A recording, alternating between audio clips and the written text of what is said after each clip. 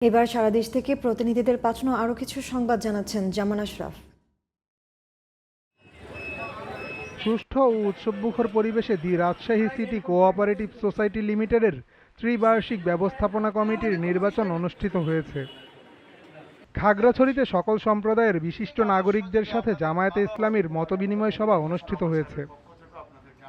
নওগাঁয় বিভিন্ন স্থানে অভিযান চালিয়ে ৩১ টন সরকারি চাল জব্দ করেছে রানীনগর উপজেলা প্রশাসন।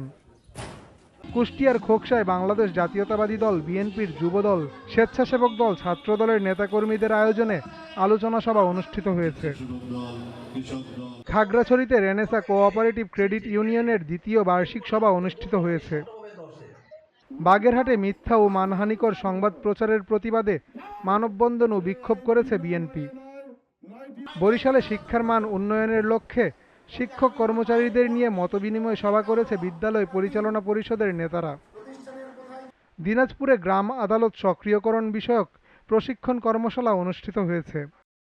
কুমিল্লায় প্রকাশ্যে অস্ত্র নিয়ে মহড়ার ঘটনায় কিশোর গ্যাংয়ের 4 সদস্যকে গ্রেপ্তার করেছে পুলিশ।